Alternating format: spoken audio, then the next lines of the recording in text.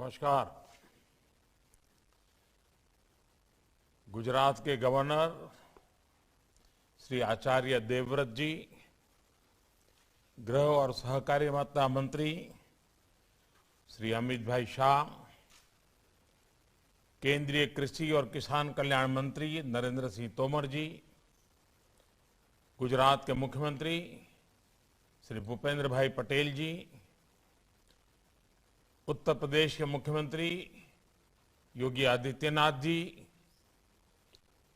अन्य सभी महानुभाव, देश के कोने कोने से हजारों की संख्या में जुड़े मेरे किसान भाई और बहनों, देश के कृषि सेक्टर, खेती, किसानी के लिए आज का दिवस बहुत ही महत्वपूर्ण है। मैंने देश भर के किसान साथियों से आग्रह किया था कि नेचुरल फार्मिंग के नेशनल कॉन्क्लेव से जरूर जुड़े।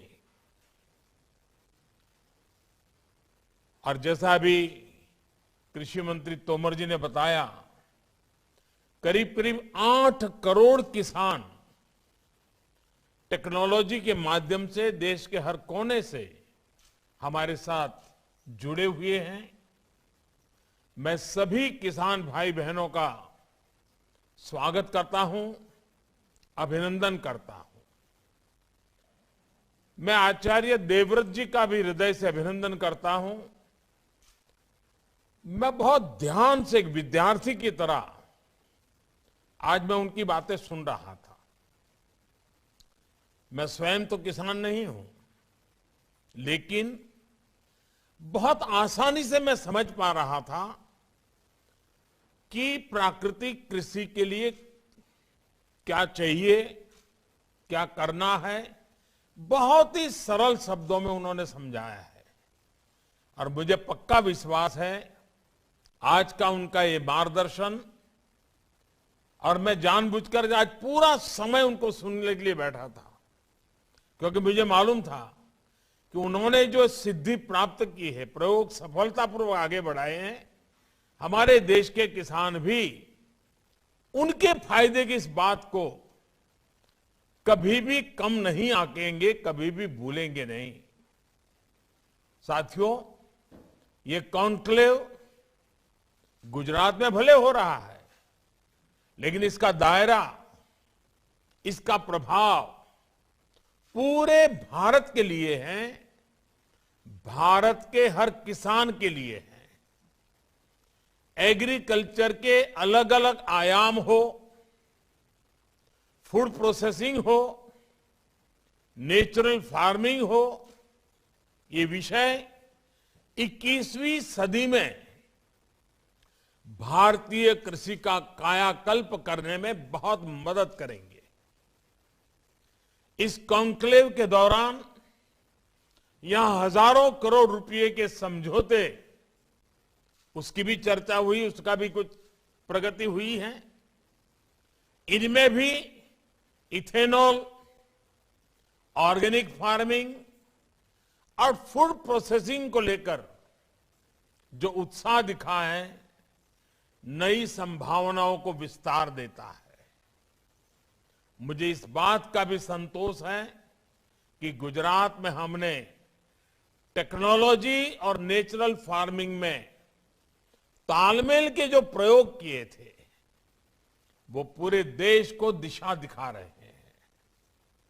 मैं फिर एक बार गुजरात के गवर्नर आचार्य देवव्रत जी का विशेष आभार व्यक्त करना चाहता हूं, जिन्होंने देश के किसानों को नेचुरल फार्मिंग के बारे में इतना सरल शब्दों में स्व अनुभव की बातों के द्वारा बड़े विस्तार से समझाया है।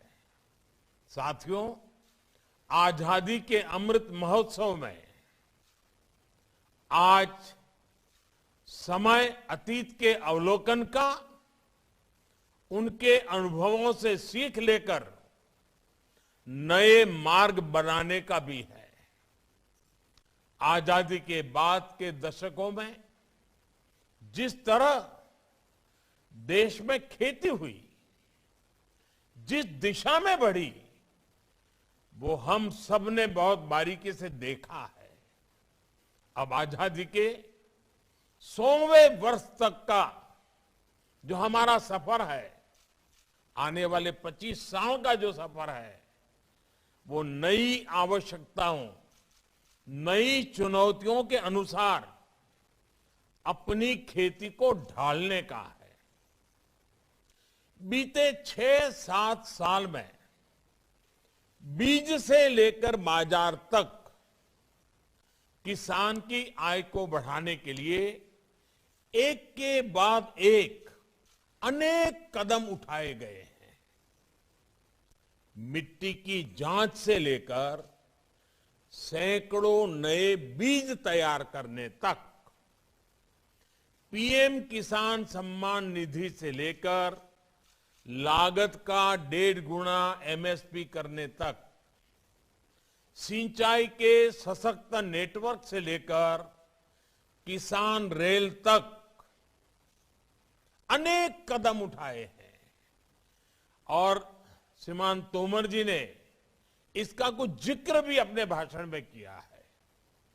खेती के साथ साथ पशुपालन, मधुमक्खी पालन, मत्स्य पालन और सौर ऊर्जा, बायोफ्यूल जैसे आय के अनेक वैकल्पिक साधनों से किसानों को निरंतर जोड़ा जा रहा है। गांवों में भंडारण, कोल्ड चेन और फूड प्रोसेसिंग को बल देने के लिए लाखों करोड़ रुपए का प्रावधान किया है। ये तमाम प्रयास किसान को संसाधन दे रहे हैं, किसान को उसकी पसंद का विकल्प दे रहे हैं। लेकिन इन सब के साथ एक महत्वपूर्ण प्रश्न हमारे सामने है। जब मिट्टी ही जवाब दे, जब मिट्टी ही जवाब दे जाएगी, तब क्या होगा? जब मौसम ही साथ नहीं देगा, जब धरती माता के गर्भ में पानी सीमित रह जाएगा, तब क्या होगा? आज दुनिया भर में खेती को इन चुनौतियों से दो चार होना पड़ रहा है।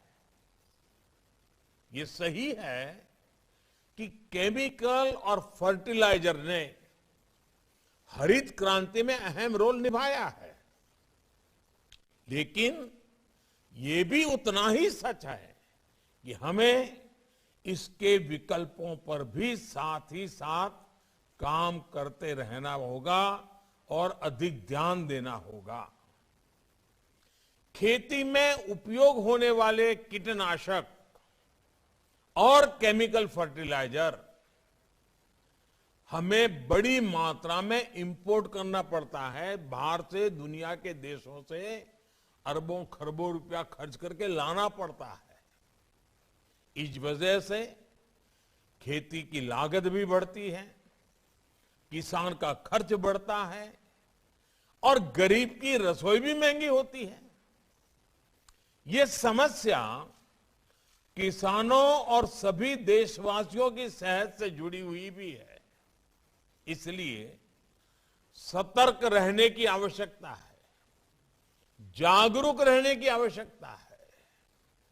साथियों, गुजरात में एक कहावत है, हर घर में बोली जाती है, पानी आवे तो पहला पाळ बांधो। पानी पहला पाळ बांधो है આપણે ત્યાં બધા જ કહેતા હોય છે। इसका तात्पर्य ये कि इलाज से पहले परहेज बेहतर।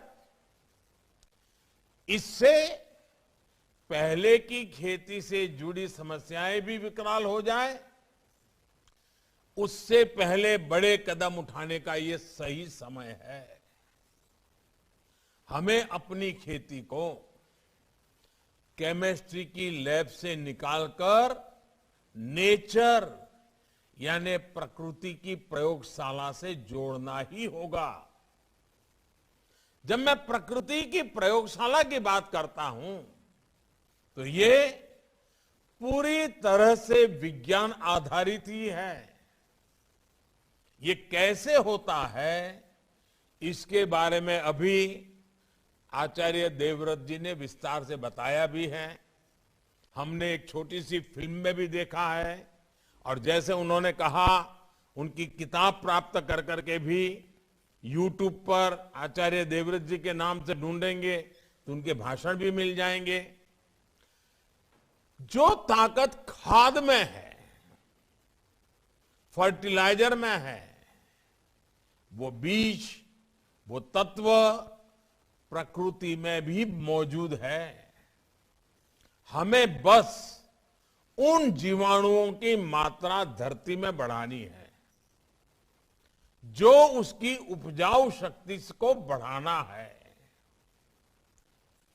कई एक्सपर्ट्स कहते हैं कि इसमें देसी गायों की भी अहम भूमिका है। जानकार कहते हैं कि गोबर हो, गौमूत्र हो, इससे आप ऐसा समाधान तैयार कर सकते हैं जो फसल की रक्षा भी करेगा और उर्वरा शक्ति को भी बढ़ाएगा। बीज से लेकर मिट्टी तक सबका इलाज आप प्राकृतिक तरीके से कर सकते हैं। इस खेती में ना तो खाद पर खर्च करना है, ना कीटनाशक पर। इसमें सिंचाई की आवश्यकता भी कम होती है और बाढ़ सूखे से निपटने में भी ये सक्षम होती है। चाहे कम सिंचाई वाली जमीन हो या फिर अधिक पानी वाली भूमि, प्राकृतिक खेती से किसान साल में कई फसलें ले सकता है। यही नहीं, जो गेहूं, धान, दाल या जो भी खेत से कचरा निकलता है, जो पराली निकलती है, उसका भी इसमें सदुपयोग किया जाता है। यानी कम लागत, ज्यादा मुनाफा। यही तो प्राकृतिक खेती है। साथियों, आज दुनिया जितना आधुनिक हो रही है, उतना ही बैक टू बेसिक की ओर बढ़ रही है। इस बैक टू बेसिक का मतलब क्या है? इसका मतलब है अपनी जड़ों से जुड़ना। इस बात को आप सब किसान साथियों से बेहतर कौन समझता है? हम जितना जड़ों को सींचते हैं, उतना ही पौधे का विकास होता है। भारत तो एक कृषि प्रधान देश है। खेती किसानी के इर्द गिर्द ही हमारा समाज विकसित हुआ है, परंपराएं पोषित हुई है, पर्व त्योहार बने हैं।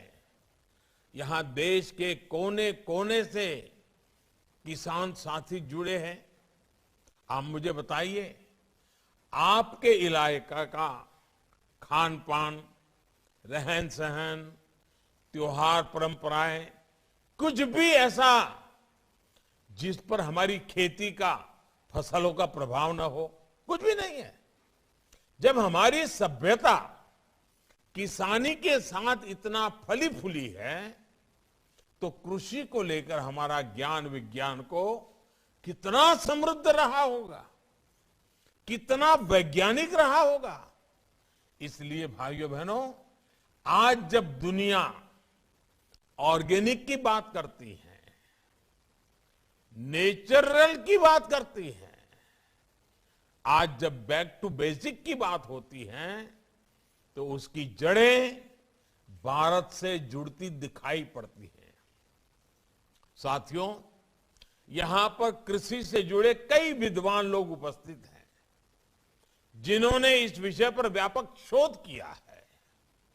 आप लोग जानते ही हैं हमारे यहां ऋग्वेद और अथर्ववेद से लेकर हमारे पुराणों तक कृषि, पाराशर और काश्यपीय कृषि सूक्त जैसे प्राचीन ग्रंथों तक और दक्षिण में तमिलनाडु के संत तिरुवल्लुवर जी से लेकर उत्तर में कृषक कवि घाघ तक हमारी कृषि पर कितनी बारीकियों से शोध हुआ है। जैसे एक श्लोक है, गोहितः क्षेत्रगामी च कालजो बीज तत्परः, कालज्ञो बीज तत्परः, वितंद्रः सर्वशास्त्राढ्य कृषको न अवसीदति। अर्थात जो गोधन का, पशुधन का हित जानता हो, मौसम समय के बारे में जानता हो, बीज के बारे में जानकारी रखता हो और आलस न करता हो, ऐसा किसान कभी परेशान नहीं हो सकता, गरीब नहीं हो सकता। ये एक श्लोक नेचुरल फार्मिंग का सूत्र भी है और नेचुरल फार्मिंग की ताकत भी बताता है। इसमें जितनी भी संसाधनों का जिक्र है सारे प्राकृतिक रूप से उपलब्ध हैं। इसी तरह कैसे मिट्टी को उर्वरा बनाएं, कब कौन सी फसल में पानी लगाएं, कैसे पानी बचाएं, इसके कितने ही सूत्र दिए गए हैं। एक और बड़ा प्रचलित श्लोक है, नैऋत्यार्थ ही धान्यानाम जलम भाद्रे विमोचयते मूलम मात्र तो संस्थाप्य कार्य जज मोक्षणम। यानी फसल को बीमारी से बचाकर पुष्ट करने के लिए भादों के महीने में पानी को निकाल देना चाहिए। केवल जड़ों के लिए ही पानी खेत में रहना चाहिए। इसी तरह कवि घाघ ने भी लिखा है, गेहूं बाहें, चना दलाएं, धान गाहें, मक्का निराएं, उख कसाए। यानी खूब वाह करने से गेहूं, खोंटने से चना, बार बार पानी मिलने से धान, निराने से मक्का और पानी में छोड़कर बाद में गंगा बोने से उसकी फसल अच्छी होती है। आप कल्पना कर सकते हैं, करीब करीब 2000 वर्ष पूर्व तमिलनाडु में संत तिरुवल्लुवर जी ने भी खेती से जुड़े कितने ही सूत्र दिए थे। उन्होंने कहा था, तोड़ी पुडुड़ी कच्छचा उणक्किन पीड़ी थेरुवम बेंडादु सालप पड़ुम। अर्थात if the land is dried so as to reduce 1 ounce of earth to quarter, it will grow plentifully even without a handful of manure. साथियों, कृषि से जुड़े हमारे इस प्राचीन ज्ञान को हमें न सिर्फ फिर से सीखने की जरूरत है, बल्कि उसे आधुनिक समय के हिसाब में तराशने की भी जरूरत है। इस दिशा में हमें नए सिरे से शोध करने होंगे, प्राचीन ज्ञान को आधुनिक वैज्ञानिक फ्रेम में डालना होगा। इस दिशा में हमारे आईसीएआर जैसी संस्थानों की, कृषि विज्ञान केंद्रों, कृषि विश्वविद्यालयों की भूमिका बहुत बड़ी हो सकती है। हमें जानकारियों को केवल रिसर्च पेपर्स और थियरीज तक ही सीमित नहीं रखना है, हमें उसे एक प्रैक्टिकल सक्सेस से बदलना होगा। लैब टू लैंड, यही हमारी यात्रा होगी। इसकी शुरुआत भी हमारे ये संस्थान कर सकते हैं।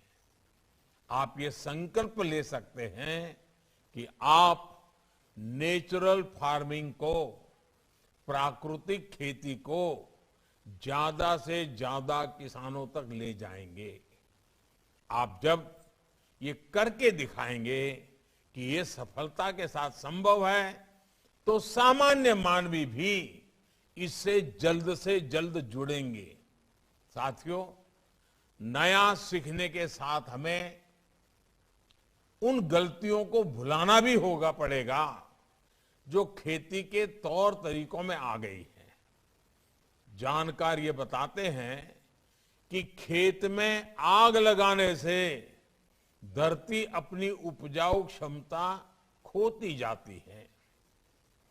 हम देखते हैं कि जिस प्रकार मिट्टी को, और ये बात समझने जैसी है, जिस प्रकार मिट्टी को जब तपाया जाता है तो वो ईंट का रूप ले लेती है और वो ईंट इतनी मजबूत बन जाती है कि इमारत बन जाती है। लेकिन फसल के अवशेषों को जलाने की हमारी यहां परंपरा सी पड़ गई है। पता है कि मिट्टी तपती है तो ईंट बन जाती है, फिर भी हम मिट्टी तपाते रहते हैं। इसी तरह एक भ्रम ये भी पैदा हो गया है कि बिना केमिकल के ये फसल अच्छी होगी ही नहीं, जबकि सच्चाई इसके बिल्कुल उलट है। पहले केमिकल नहीं होते थे, लेकिन फसल अच्छी होती थी। मानवता के विकास का इतिहास इसका साक्षी है। तमाम चुनौतियों के बावजूद कृषि युग में मानवता सबसे तेजी से फली फूली आगे बढ़ी, क्योंकि तब सही तरीके से प्राकृतिक खेती की जाती थी। लगातार लोग सीखते थे। आज औद्योगिक युग में तो हमारे पास टेक्नोलॉजी की ताकत है, कितने साधन हैं, मौसम की भी जानकारी है। अब तो हम किसान मिलकर के एक नया इतिहास बना सकते हैं।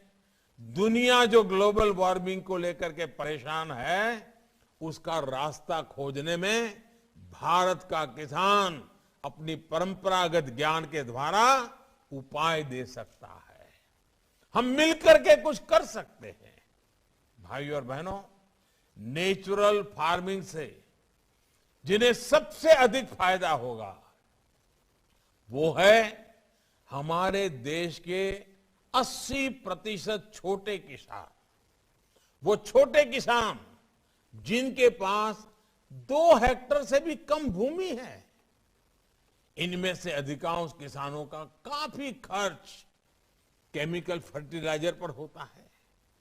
अगर वो प्राकृतिक खेती की तरफ मुड़ेंगे तो उनकी स्थिति और बेहतर होगी। भाइयों और बहनों, प्राकृतिक खेती पर गांधी जी की कही ये बात बिल्कुल सटीक बैठती है। जहां शोषण होगा वहां पोषण नहीं होगा।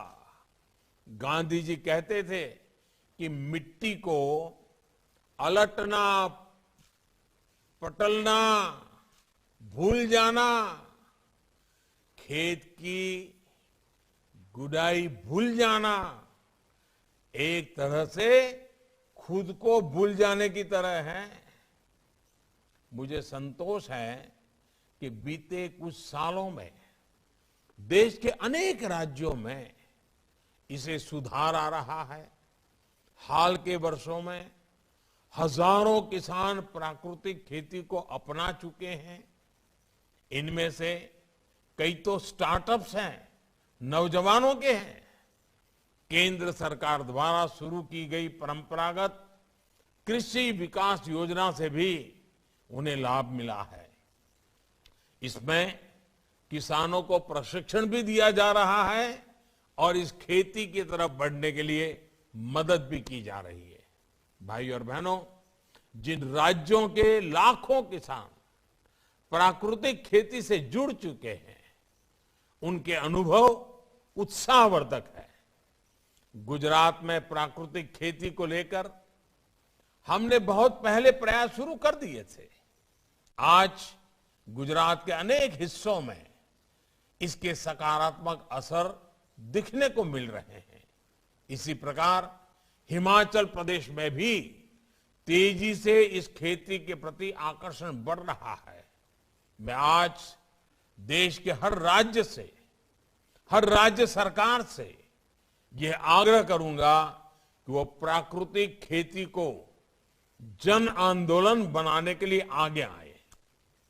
इस अमृत महोत्सव में हर पंचायत का कम से कम एक गांव जरूर प्राकृतिक खेती से जुड़े। ये प्रयास हम सब कर सकते हैं।